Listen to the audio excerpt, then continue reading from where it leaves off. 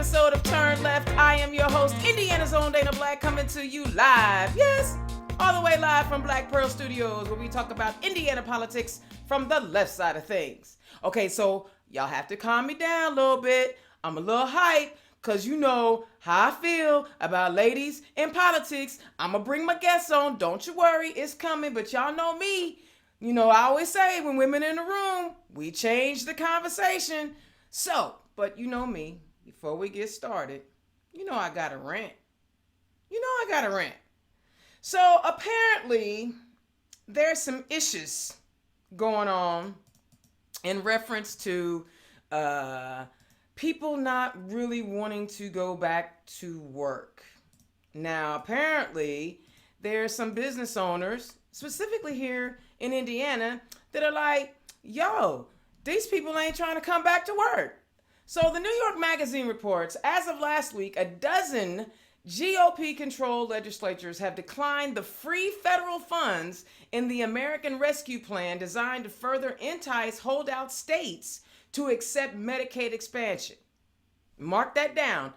They're not going to take any extra help for Medicaid expansion. Write that down. We're going to come back to that. While this refusal to provide health insurance to individuals making less than $17,609 annually is rooted in the same ideological arguments as the early squabbles over expansion a decade ago, a new front is emerging over ending pandemic employment benefits in order to make residents go back to work in service industry jobs paying little more than $300 a week that they are getting in the payments. Now, there's a Geist Reservoir owner I told you guys about. He's unhappy and he's moaning and groaning on social media, and then he has the audacity to call people lazy. Huh? Well, let me think about this. Lazy. Maybe they are, they are studying, they decided to go back to school. They picked up a finance book, a money book, and they learned about a terminology called ROI. For all of you business majors, ROI. Accounting majors, ROI. Return on investment. Yes, maybe folks have looked at their labor and said, how do I wish to invest my labor and what is the return on that labor? Now, they may have come to the conclusion that low wages, no benefits like sick time or paid vacation time or paid maternity leave, bad hours, still having to figure out how to pay exorbitant amount of child care costs, because in the state of Indiana, it's higher than most places. In fact, we're like, if I'm not mistaken, like 43rd in the nation when it comes to child care. It's up there. And some people have gone back to school. Like I said, they find new careers because they don't want your crap job for your crap pay and your crap hours. But see, you rather, some of these people rather, demean people and call them lazy, or flat out say, we just gonna make you go back to these low wages. You don't have any other choice. We're just gonna make you stay in poverty for your labor. That's not smart if you ask me. That's not smart. I mean, certainly business owners believe in capitalism, right? Certainly they do, right? And they believe in supply and demand. Y'all remember that again. B-school terminology, supply and demand. When the supply is low and the demand is high, what happens? You pay more for that product or service. Labor is a service. The supply is low, the demand is high. It looks like y'all need to start paying living wages, offering up some benefits, and helping with some of this child care, and maybe give people sick days and vacation days so they don't lose money when they want to go spend some time with their family. See, we're not reproducing simply to create you some more worker bees. We want to have a life too. And people have been home for the last year. If they didn't lose someone or have to deal with the COVID virus, they have bonded and they've been introspective, and they've looked at their lives and they said, you know what?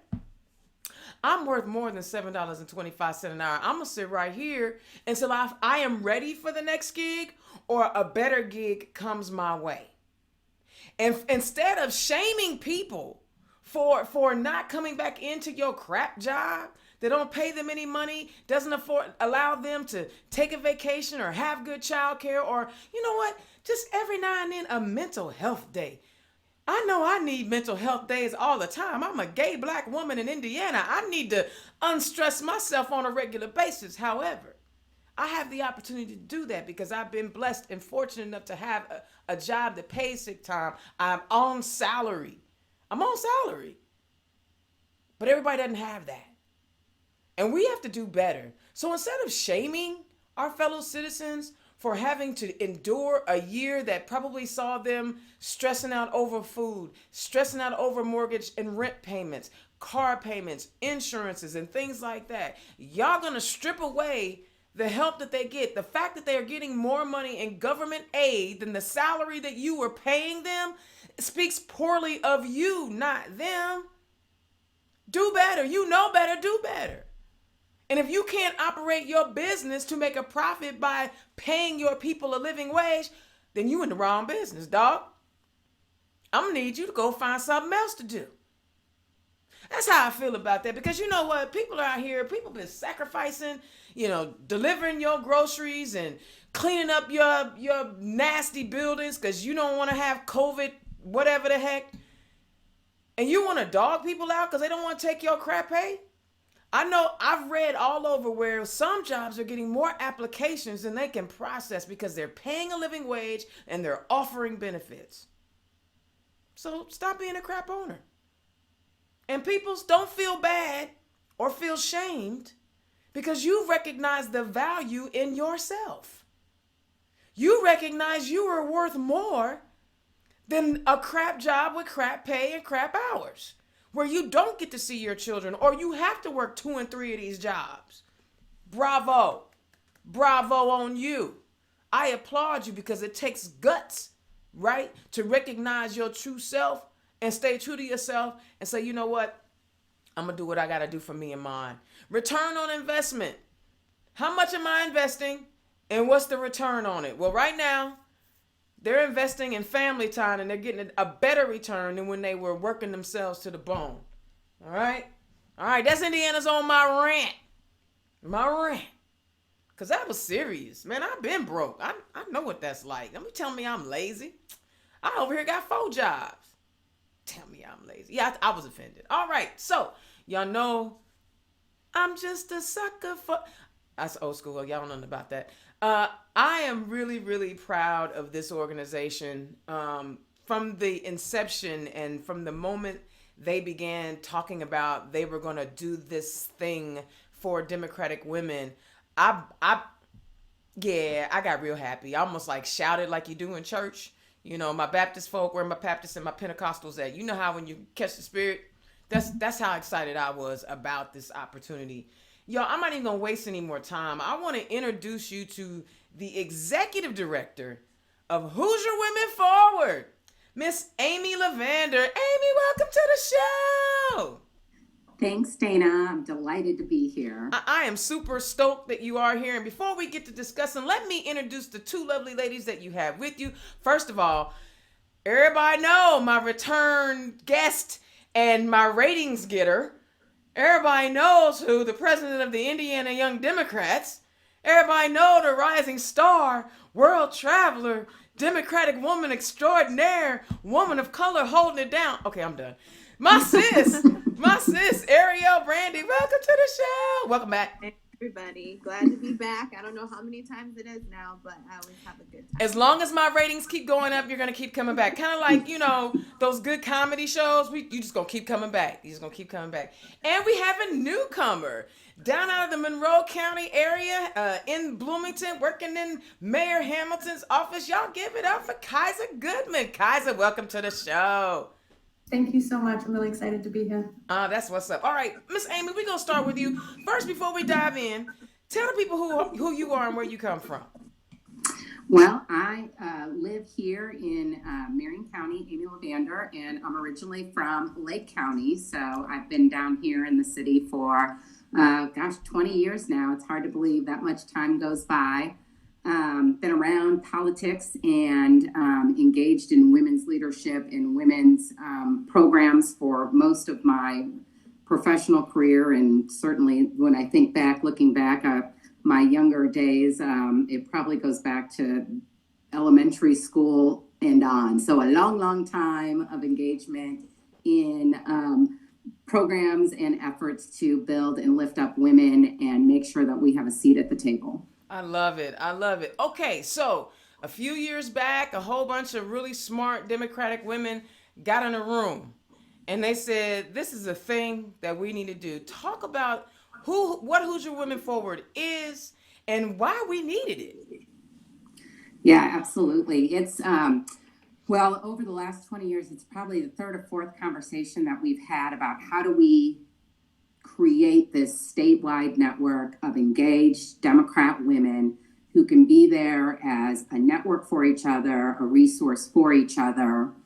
And we finally had the right special sauce, I guess, around the table, and we sat down and created some bylaws and governing papers on who we are, what we wanted to be, and we got to work and did it. And we started as a all-volunteer organization. I was a founding board member, and when we looked around, I think there was a lot of just exhaustion at the fact that every time there was a discussion about who was up next, who was the right candidate for this role at the local level, at the state level, for a federal race, there was almost no women ever on the list. And we know that there are qualified women all over this state that should have been on those lists, that should have been on the top of those lists, that never made the list. And so we said, we've had enough. And so how do you move these amazing qualified women up that list and increase their visibility? Well, we create a network where women can rely on each other, again, share ideas, share experiences, build networks around the state so that as they move up in their leadership roles in their communities, they have other women that they can rely on and engage to support them and to help fight through all of the very male-dominated riffraff that we all have to put up with, and to make sure that you feel like you're not alone, right? And so Hoosier Women Forward is a 10-month Democrat leadership program. We're in our third year right now. We're actually graduating our third class tomorrow. And so we'll have 66 women around the state that have been through our program from all over, north, south, east, west, here in central Indiana. And we just couldn't be prouder of the work that we've done, and to have such talented women like Ariel and Kaisa, who've been through our program as class 1 and class 2 alumni, and then serve on our board and take very active and engaged leadership roles with our organization is just really, it makes me so proud to see that what we wanted to do is starting to become a reality. And so it's just been a wonderful experience. Well, you know what? You mentioned these amazing alumni. Ariel, I'm going to start with Kaiser. All right? Kaiser, because we know who you are, where you come from. Kaiser, tell the people who you are and where you come from.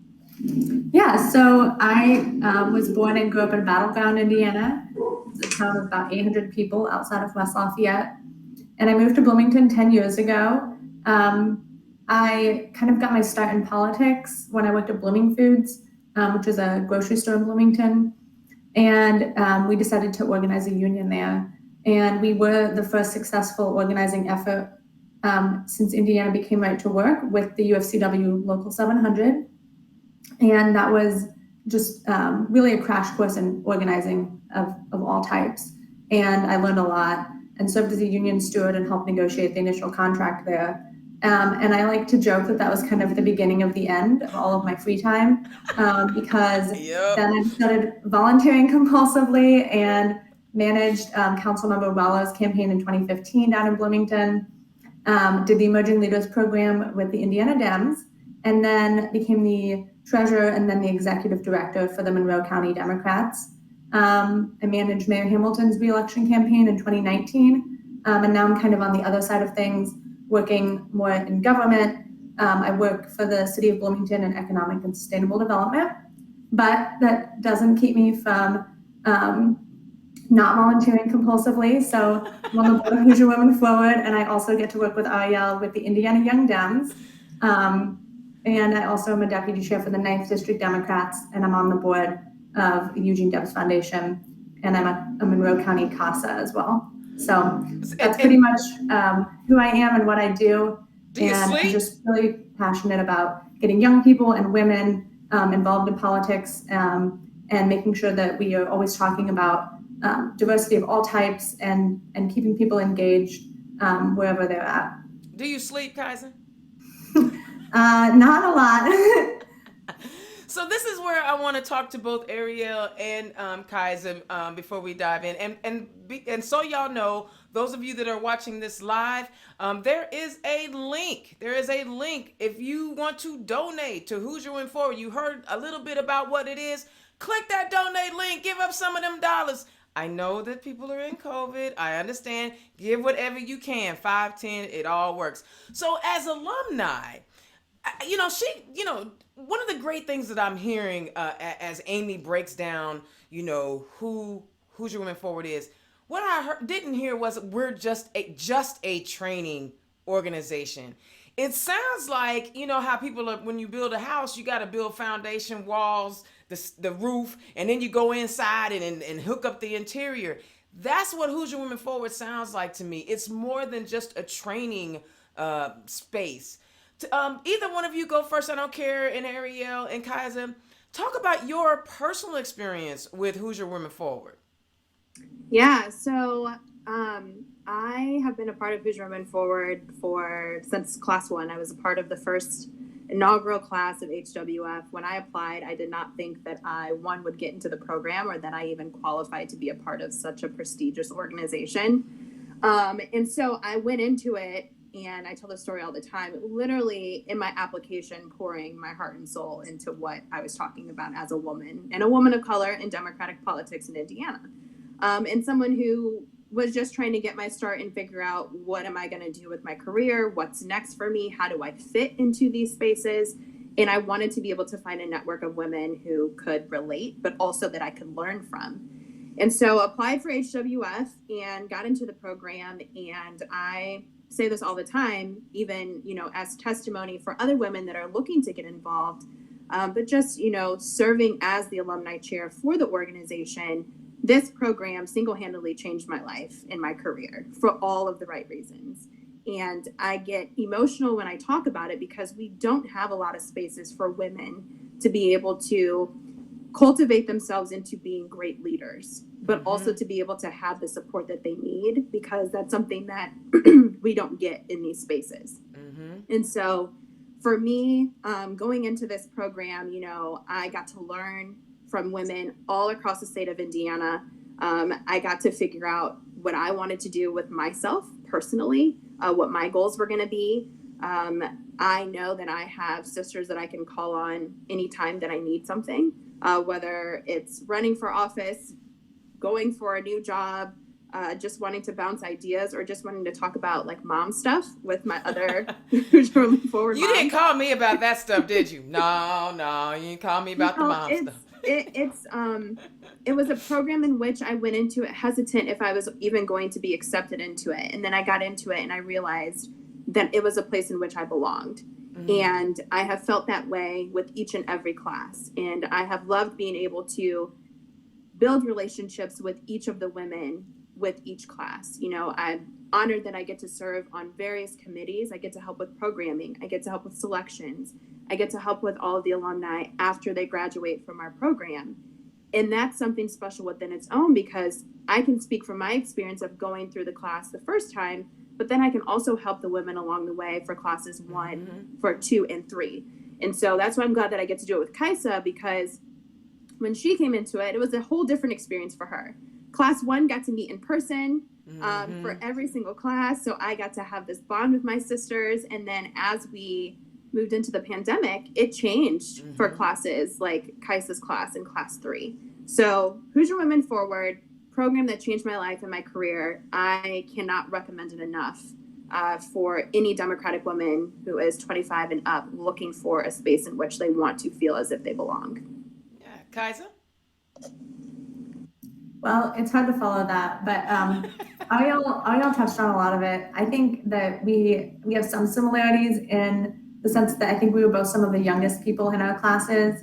I had just turned 26 when I started class 2, and I was the youngest person. And so there was definitely an intimidation factor there. And the other women, we got each other's bios before the first class, and so I read about them. And then I was like, oh my gosh, I can't believe I'm in a class with these women. They're all so impressive. But then on the first day, we all discovered that we all felt that way.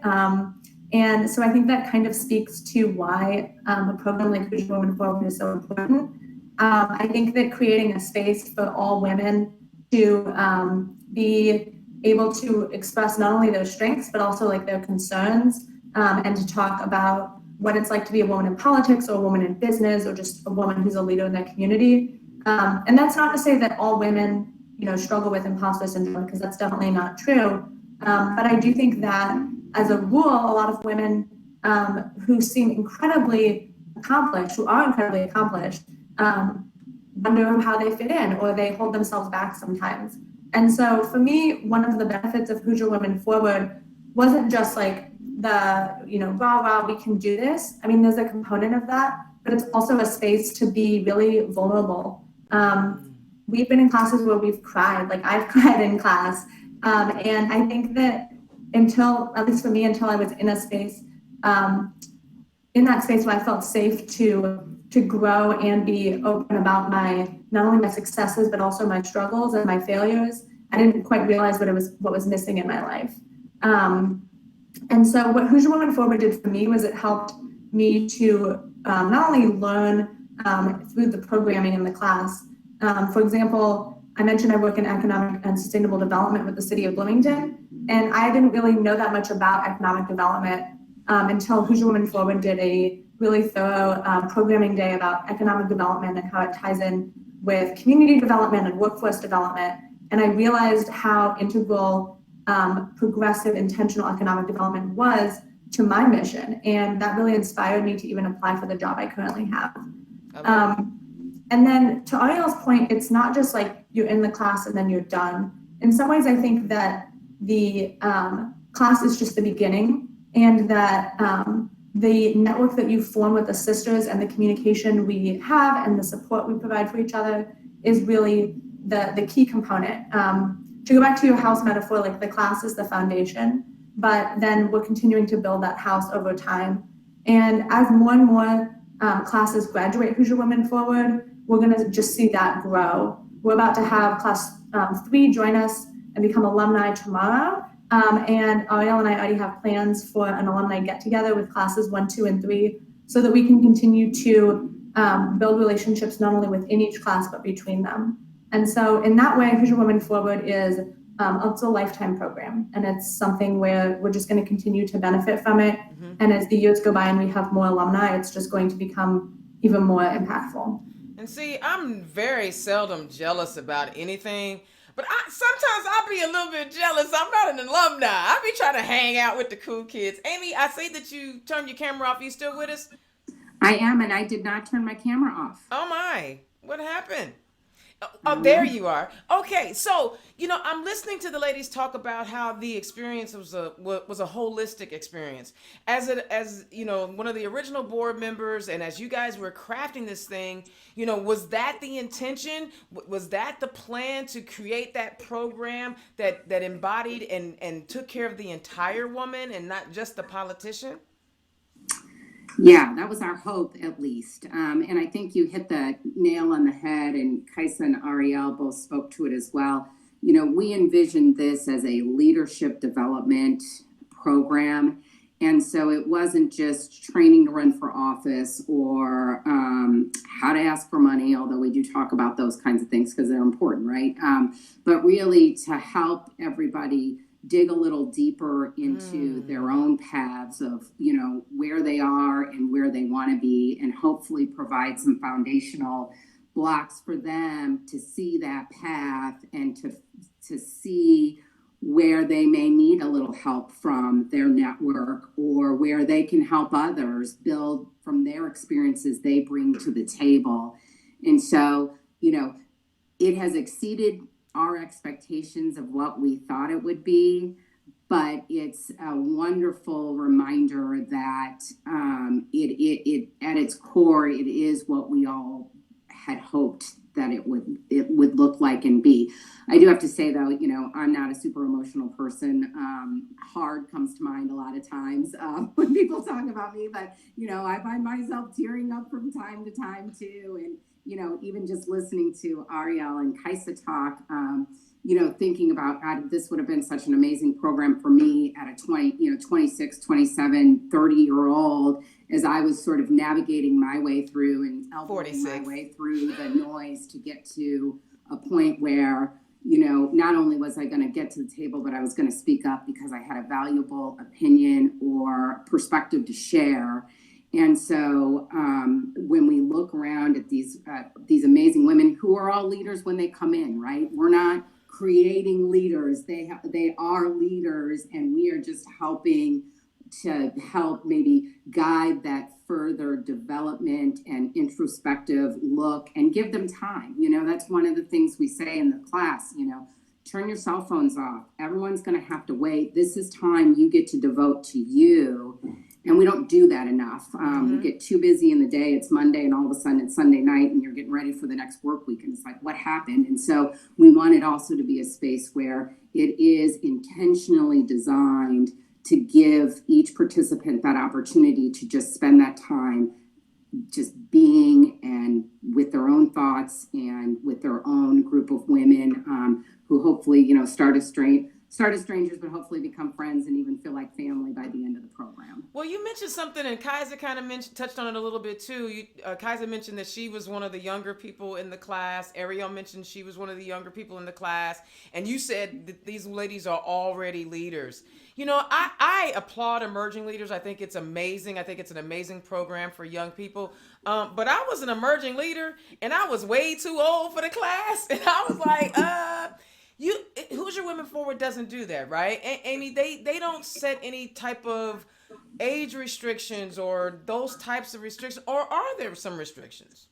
It's a great question. So you have to be 25 to participate in the class, but then we don't have an upper limit. We have, in each of our classes, we've had individuals 20s, 20s, 30s, 40s, 50s. We've had women that are in their 60s who are, again, come as leaders, but then, we've got one who ran for office after going through the program and having her own very wonderful career, just giving a little bit of that extra push to say, go out there and do it. You're valuable, you have value, you're strong, you're amazing, and go do what you want to do.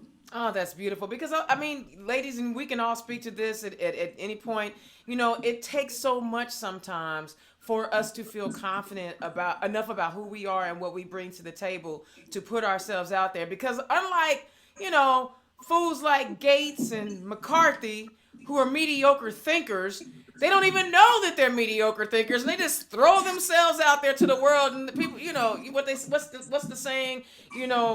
Better that someone think you're a fool than to speak and for them to know it for sure, or something like that. I screwed all that up, but y'all know what I'm saying. So talk about the importance of building confidence among women to be leaders in the community, not necessarily candidates, but running campaigns and being in government appointed positions. Yeah, I'll just make a comment and then let Ariel and Kaisa speak to that as well. One of the most rewarding pieces is from every class we've had a woman who has said to us, Hoosier Women Forward gave me the confidence to go and put my name on the ballot or go run for something or go pursue that job. And I think part of that is inherent in women, that we feel like until we know everything about everything, we can answer all the questions, we are hesitant to say, I'm enough and I've got this. And I think that that through this program, it helps you to say, you don't have to know everything. You have to be willing to be an empathetic listener, to do the work, to show up, and then to learn as you go. That's part of the lifelong journey of learning and knowledge building. And so you do have this. And I'll just add too, because a lot of folks think, and we say this all the time, we're not a candidate training program. So we're not grooming women to go off and everybody has to run for office. We have women that come in and say right off the bat, I do not ever desire to be in public office, but I do desire to know how to be on a campaign, how to be a really great staffer, how to start my own business that I've been thinking about for years, but just have not the knowledge on how to do so. We have women who want to step into Democratic Party leadership, and we've been able to see them do that. Mm-hmm. Women come into the program with so many different ideas of what leadership looks like to them. And I will say that for some, it is running for office. They know right away, I want to run for this position. I want to do this in X amount of years, but I just don't know where to start. And so for us, it's like Amy said, it's being able to help get them to the point in which we kind of like give them their wings to like fly and like do what they need to do, to know that like if you need a support system or somebody to bounce an idea off of, like we're here to support you. And then the programming is just so good. You learn so much about different areas that you might not have ever thought about if it was just you solely learning something on your own. So that's always been a good proponent of it too, is like the programming is just so good. The speakers that we get to hear from are amazing. And then like Amy said, you're taking that time for yourself intentionally to really dig deeper as a woman and really think about what it is that you want. Because I can say for myself, you know, if it wasn't for Hoosier Women Forward, I probably wouldn't have gone for, you know, being president of IYD. I wouldn't have taken a risk on leaving my secure paid county job to go jump on a presidential campaign that led me into a senior position. I wouldn't have started consulting. Like these are all things that were goals for me when I was in Hoosier Women Forward that I then went and did because I had the support of the program and also the board and all of my sisters to say, just do it. Like, why are you not doing this already? So leadership looks different for all of us in each of the women. And it's so nice to be able to see what these women do once they leave. And while they're in Hoosier Women Forward, we've had women, you know, choose different career paths because they found their voice and they got tired of, you know, the way they were treated in the workplace. Dana, you were just talking about that. We have had women who have been vocal about their treatment and, you know, what they could not stand for anymore. And now they're in better places. And that's because they had the support of a program like this to really give them that push forward. Kaiser? Yeah, I again feel like Ariel covered a lot of it, but I think that kind of to build on what you just said, Ariel, I think that we don't often have a space, especially as women, to just like kind of like sit back and think about our path. And we often are so busy like doing things that we're not, you know, given the time or the mental space to really like planning it out. And so I would agree. I think that there was more intentionality and just setting aside, you know, it was, you know, a day every month or two to really kind of brainstorm like what are my goals, and also to be inspired by the other women in the program. And for me, it helped me to kind of build a 5-year plan and just bring clarity to what it is I wanted to do. And so, and it almost in a subconscious way, even when I was outside of the program, you know, not in a program day, I was just thinking a little bit more clearly about where I was, where I wanted to be, and then what the steps were in between that. And so I think especially for women who are moms or single moms especially, you know, we just often don't take that time for ourselves. And I think that being able to kind of think through that process with people who we know have our back is really, really important. I love it. Yeah. So that was one thing it helped me with. And I think that a lot of the other women in my class felt the same way. Absolutely. So let's talk about Pete without giving away everything, because, you know, we want them to be ready, but we want to, you know, let's give them a teaser. Talk about a little bit of the pieces of the program, some of the things that you guys actually kind of go over, because whatever it is, the seed was planted and the extra fertilized water that y'all poured on them in Hoosier Women Forward just let these flowers just blossom. So talk about some of the pieces of the program. Don't give it all to them. Just tease them.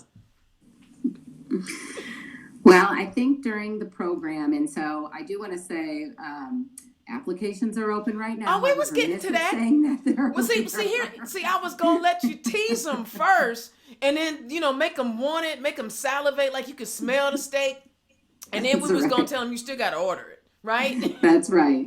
And so, over the 10-month period, we meet about once a month, and then it culminates with a 3 days in DC, which only Class 1 got to do because of the pandemic. But for Class 4, we're going to take alumni from 2 and 3 and Class 4 to DC. Hey. So we're very excited about that. And so we, try to incorporate in there understanding how the process works, right, Mm-hmm. from the political side, really understanding how you engage with the state party, with the party structure.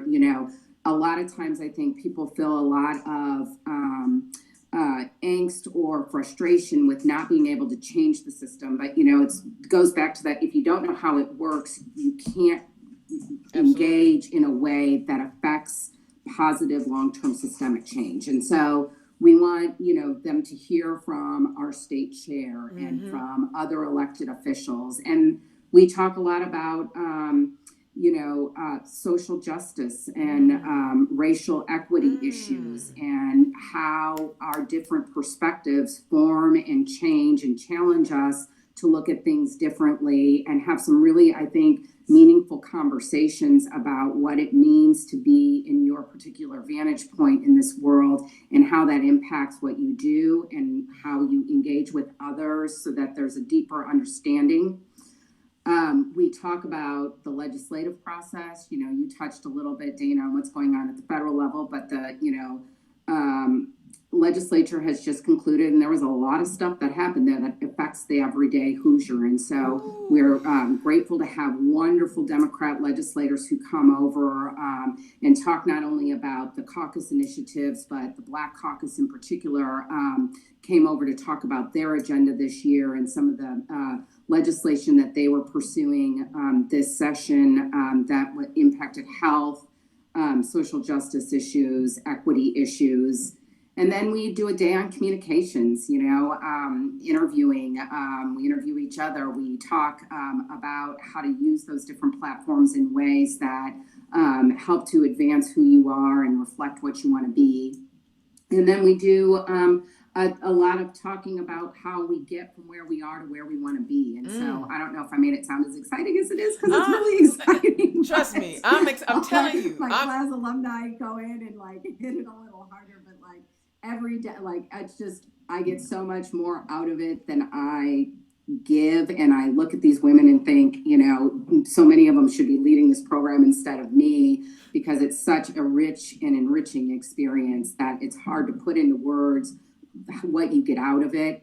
But if you put in the time and commitment to being there and showing up and engaging, you come out as a different, I think, person with a deeper, richer connection to the individuals that you spent that time with. And you know what? You guys have all touched on it, and I actually feel it. And I'm, and literally from the outside looking in, or with my toe tucked in, there is a sisterhood that is created with this. And I would almost even say, from that first conversation at IDP headquarters all those years ago, it was the desire for sisterhood.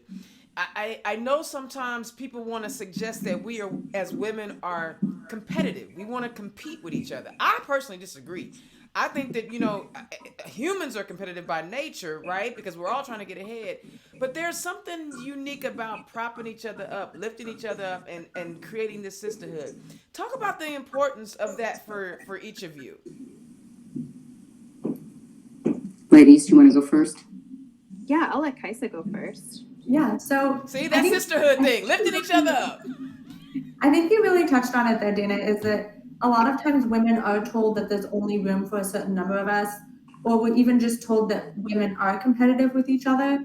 And I think that kind of that sort of rumor creates a reality where that's sometimes the case. But I personally have always found people like that to be really exhausting and demoralizing to me. And so I think that by intentionally putting a bunch of women together who are not competing with each other and who and telling them that our goal is to support each other, I didn't feel like there was ever any sort of pettiness coming from anyone in the program. And I think that that was partly who was selected for the program, but I think even more so, it's just like when you strip away the expectations that women should be competing with each other, most of them don't want to. Like, there's no reason we need to. And I think that even women who may sometimes say that or act like that don't really, that's not what anyone wants. You know, I think that most people want to thrive and see other people thrive. And so I think that just being open about the fact that that's the goal, it creates a safe space. That, I mean, I feel like that word gets kind of overused, but that really is how it felt to me. It was a safe space to be vulnerable and be open about our strengths and weaknesses. And kind of to your programming question, one of the things that we did on the first day for class 2 was we all wrote down something we were good at and something that we weren't good at. And it could be something really simple, like I am bad at keeping lists of things, or I'm bad at like having a to-do list. And then we did a little like mixer, kind of like speed dating, where we would pair up and say like, what is the thing that you need help with? And then the other person would provide an answer to them. And so in that moment, we were learning that one, we could be vulnerable with each other, and two, that we all had something to offer. So like for example, like I said, I was very intimidated on the first day, but I'm really good at keeping lists. So several of the women said like, I'm really organized. And I was just like, you should use Trello in your life. And they were like, do that. And that sounds so minor, but it like showed me that like, okay, I have something to offer. Yeah. And I also took a lot of notes myself.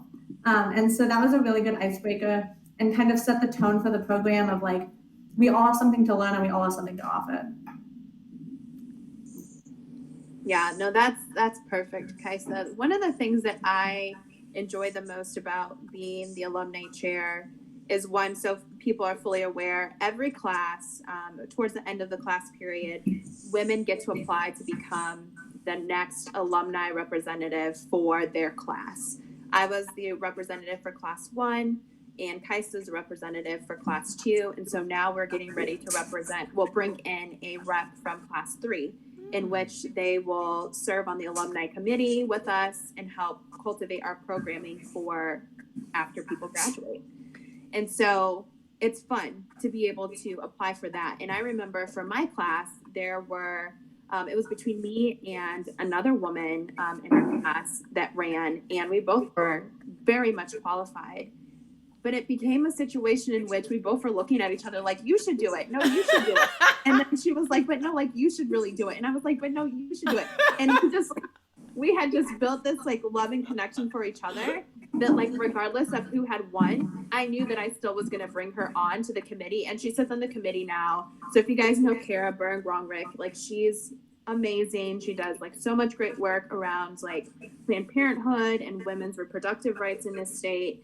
And she's just a fierce advocate for women. And she serves on the alumni committee with us.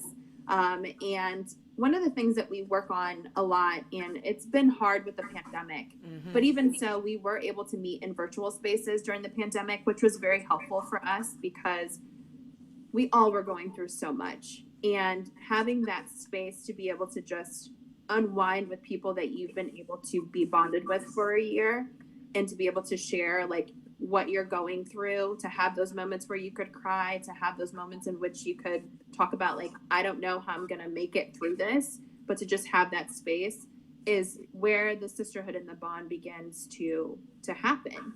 And so now, you know, Kaisa and I are very excited that finally we're going to be able to get all of these classes together so we can really get to know each other, because it's been through virtual spaces or online that we've had to meet a lot of class 2 and only class 3. Right. And so for me, the sisterhood component is the fact that I know that I have women all across the state that I can call on and say, hey, I'm thinking about doing this, or hey, I need support on this, or like, you're an expert in this area. That's one of the most like coolest things about this program. All of these women are experts in the area in which they are professionals in. Okay. And I know that if I need them, I can call them and say, can you speak on this for me? Can you tell me a little bit more about this? Can you like help educate this person? Like, they don't know what they're talking about. Like, I have a woman who can be the expert on this, and we don't see that a lot in Democratic Party politics. So that's where the bond starts and the sisterhood begins to form. So it's great to have that. That's dope right there. Like, I literally, when I talk about being in IT and I live in my IT space, like, I'm so lonely. I'm like a lonely little petunia. There are not very many African American lesbians running around in Indiana IT. So to know that you could call somebody and be like, yo sis, that's dope. All right, I'm gonna put Ariel and Kai's on the spot real quick, Amy. Because see, we're teasing people. We got them salivating because they like, yo, I want to do this. Ariel, you're gonna go first because you're in the inaugural class, and Kaiser, you will go second. Share with us, if you can, your fondest memory of your experience during that year of Hoosier Women Forward. Yeah, hands down for class one, it's always going to be DC. DC was the trip that really made everything click for us as a sisterhood. It was the time in which we not only were in class together, but we got to see each other just like out in other spaces. We got to eat together. We got to have drinks together. We got to hang out in hotel rooms together. Like, we just got to kick it. What? And like, it was just, and you need that when you're building with women. We need stuff like that. And we had really great programming for DC. And that was one of the things that we were so excited about. And we built a bond from there. And I will definitely say DC trip and then the last class for us was the best. And I can't reveal too much about the last class because class 3 hasn't done it yet. But the last class of Hoosier Women Forward is like literally the most emotional, because you're going to cry. But it's also the most heartwarming class that you get. And it's the aha moment for us as women, in which we leave and we know either somewhat of what we want to do, or we know exactly what we want to do, but we feel as if we have really accomplished a lot in the program. So I would say DC trip and our last class. Love it. Kaiser? Well, I haven't gone to DC yet, so it's possible that my favorite memory has not happened yet, because I'm very excited. And I keep joking with people I want to apply for class 4 that they should apply so that we can go to DC together. So we're gonna have like the triple class going on there. So for me, I think it also comes back to just like time that I got to spend with the other sisters in the class. So I think that for my class, the luncheon in the fall when it's like a banquet where they announce the class and we're all presented. That was an awesome event. And just like being able to get up there on stage with all of my Hoosier Women Forward sisters and seeing like a whole ballroom full of people who were there to support the program was really, really powerful. And that followed like a few hours of class programming. And so, at that point, I think that was like a second or third day of class. And so we were all still like getting to know each other, but it was definitely a bonding moment to be introduced together and to realize like, yes, we all worked really hard to get to this point to even be part of this program. I love it. Amy, do you feel like a proud mama bear?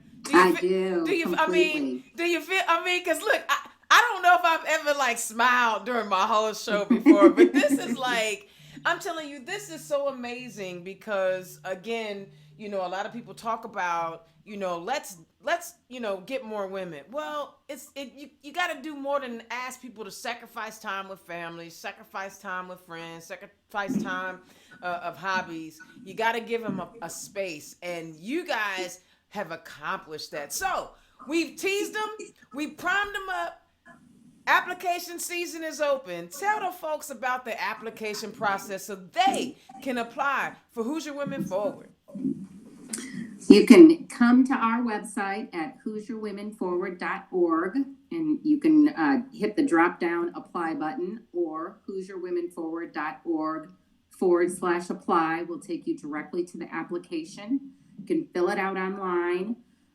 You do have 2 community references that you'll need to have submit by the deadline, which is June 23rd. We have a $25 application fee, but we are Democrats, and so we do want everyone to apply regardless of means. And so if somebody cannot afford that, please contact the program and we can make arrangements to have that waived for individuals. And there's no cost for the program throughout the year. Again, the only cost would be to go to DC, but again, we do provide scholarships for women for transportation out to DC, but all other costs are paid for by the program. Love it. We have an amazing sponsored donation individuals that give to us that help us run this great program, but we are fully funded by the generosity of those who support us, and so we're grateful for that. And so you can go to HoosierWomenForward.org and also donate, as Dana so graciously reminded everyone at the beginning of the program. I'll remind everyone again at the end. And the other thing I would say is, support us at our annual luncheon. We'll be back in the fall. September 30th will be our annual luncheon. That's when we'll announce Class 4. We usually have an amazing keynote speaker, and it's just this wonderful group of 400 largely women who are there to support other women, and it's just a really awesome luncheon. So hopefully people can put that on their calendars and plan on joining us on September 30th. I love it. And I was there for Tiffany Cross. I know you're not going to bring back the same person again, but Tiffany Cross. She was amazing. She had me in the back doing Baptist church call and response. I was right. like, that was dope. I mean, y'all, this is an amazing opportunity.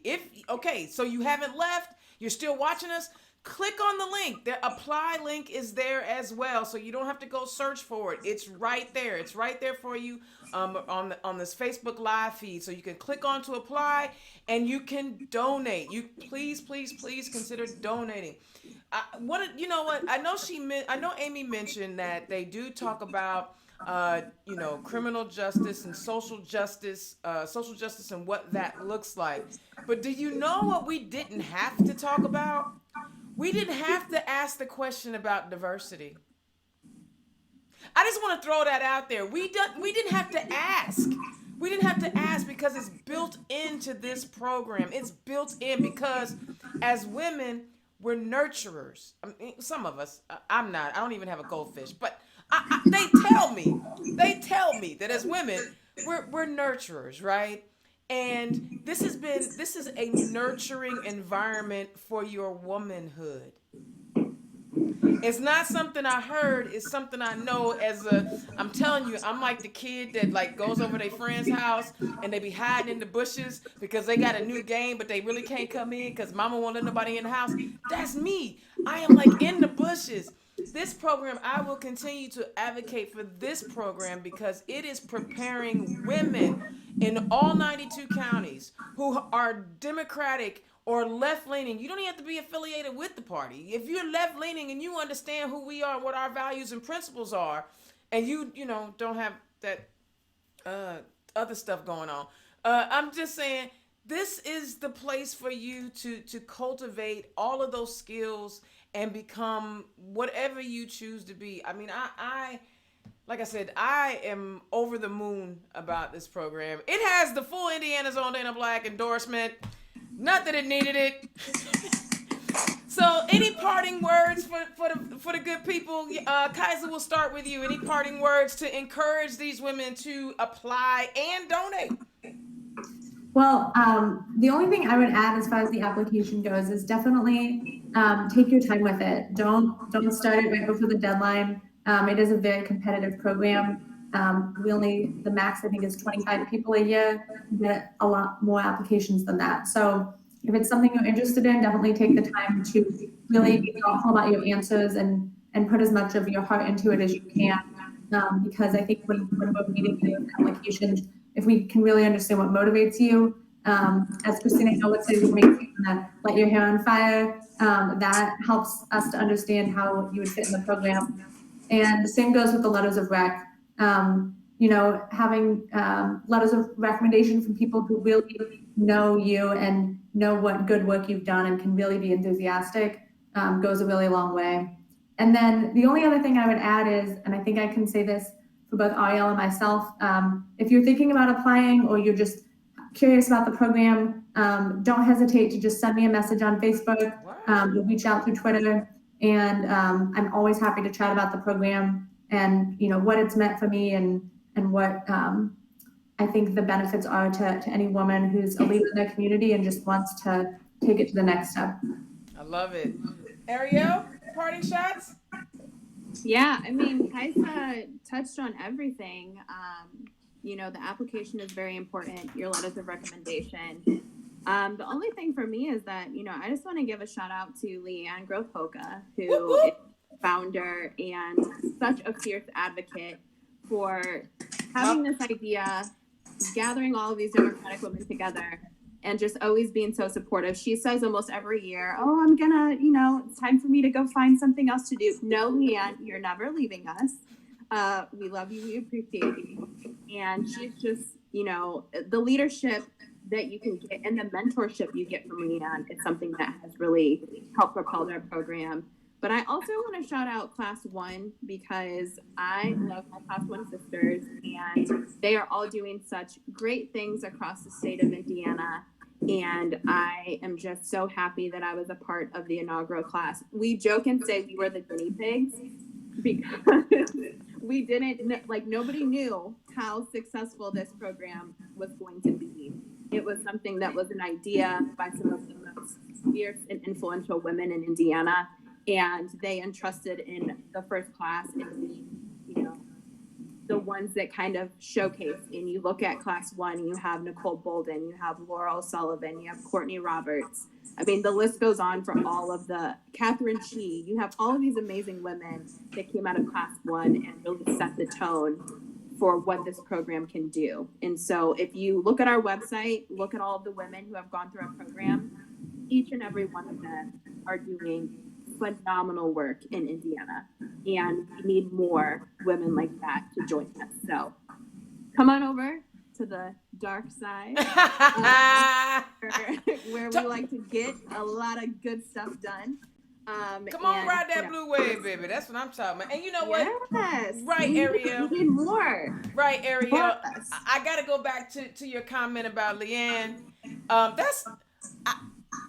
I want to say she's a soldier, but she's like a superhero, and like she's got an S on her chest. You know what I'm saying? If y'all have never had a chance to just kind of wrap it and chalk. I mean, she's in stature, she looks rather unassuming. You know what I'm saying? But the brain power, she couldn't get any bigger because it had to feed that brain of hers. So Leanne Hoka is definitely one of those powerhouse women that I would follow pretty much anywhere.